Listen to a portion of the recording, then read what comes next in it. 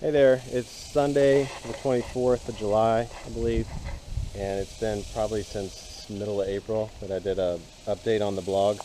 I've been having mostly just technical issues with creating so much data, having trouble storing it all and getting it transferred to the backup storage, and I was taking a lot of pictures on my phone of little things I was doing along the way, process pictures, and having trouble getting my phone to download. So anyway, to catch up, I'm just going to do a quick walk around today and kind of show you just some of the stuff I've done since then. Last time I did a blog, I think basically I had a frame up and it had been wrapped with plastic. It didn't have any windows or doors or anything at that point, so here we go. Alright, so obviously I've started doing the siding here. You can see I put in windows. There's some windows up there, bank of windows. I've built doors. This is a set of sliding barn doors right here. So typically, and I'm not honestly really sure I like these yet. I may end up putting some French doors in here and framing it in, but typically this door is shut and kind of latched there. This door is kind of your everyday, just in and out kind of man door. However, I keep finding that most of the time I just open them all up, or open them both up, because, well, it's hot. I'm trying to get airflow. You can see I got a whole bunch of junk in here. You know, there's projects going on. The nice thing is I've got all the doors and windows in, and all the doors have some sort of latch or lock. Most of them just lock from the outside with the exception of the man door. Anyway, that's good because I can obviously store some tools and stuff in here. A boat in here. Yeah, so these are the doors that I made. Again, I made a second set of carriage doors. You'll notice on the ones on the right here, there's 3 hinges. And over on the left, there's only 2. I'm going to add a 3rd hinge to that one. The thing I learned about these is I made these out of standard 2x4s, like for doing stud walls or a pocket hole drill. And obviously I gusseted the heck out of them and cross braces and all this stuff. But frankly, the wood that they make studs out of is just, it's too soft. It's a soft wood. It's usually a white wood or a pine, and they just don't hold their form. They kind of bow or curve like toward, when, you know, this way they kind of go like this. You might not be able to see it on the camera, but there's a curve to them, and I don't like that. And you'll notice right here, you can see this gap starts tightish, and then just kind of, it's like the door bows out this way. And even with the ones that have a 3rd hinge here in the middle, it still does that. But so anyway, they're already built. They're structurally fine. I'm just gonna, I don't know, use them until they wear out, and then I'll build a better set, maybe. Got a lot of progress done on siding yesterday. You can see I got this wall. I've got the basic sheeting up. I put nails every foot. So on the corners, I'm going to have 4-inch trim, and then all the way down, I'm going to have a 2-inch batten every 12 inches. So that will automatically cover each seam, and it'll make it, even though it's sheets, it'll make it look like how they make barns with planks of wood and then little thinner strips to cover the seams. So it'll have that look. So obviously I'm going for kind of a barn look.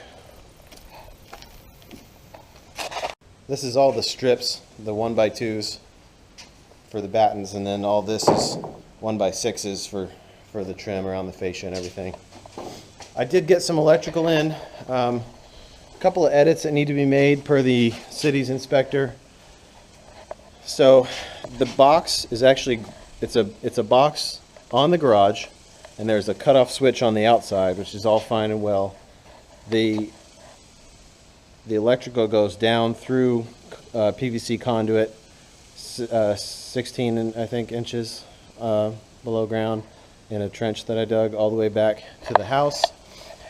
There's 2 grounds out here at the garage on the outside, 2 8-foot long copper coated grounding rods, and everything here is grounded, but for some reason they want a additional ground that goes from this box through the conduit all the way to the house and grounds at the conduit, even though it's already grounded twice to the actual ground out here.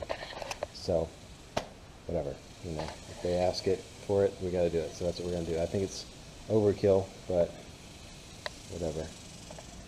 For now, I've got basically just a basic light out here with a switch, and then I've got a wall of plugs on this west wall.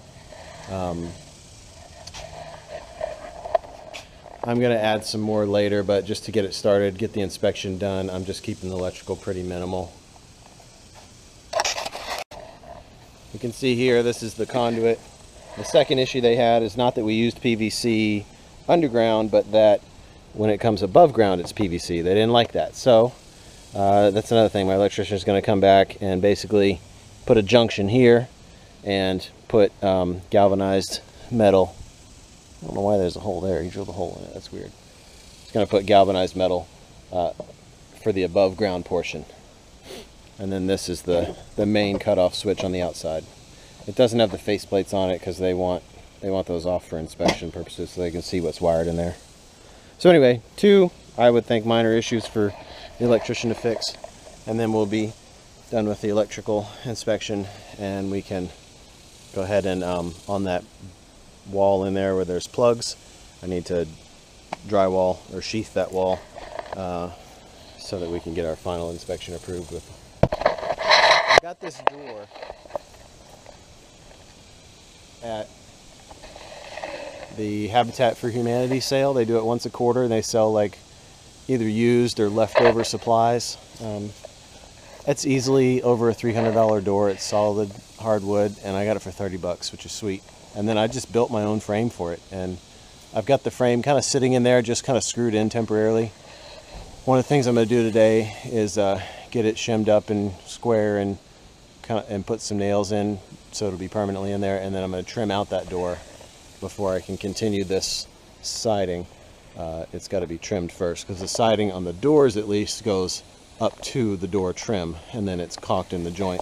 On the windows, there's this brick, basically brick molding or whatever you want to call this, where the siding goes behind the window and then the trim goes on the siding. So we're upstairs now. Obviously the framing's all done. I thought it was odd when they did the framing inspection, which by the way, it passed just fine. They didn't even come up here. They didn't even ask me like where the stairs were. I thought that I was going to have to argue with them about the fact that I don't have stairs. I'm just going to use a ladder to get up here for now, but they didn't care. They basically walked in the bottom.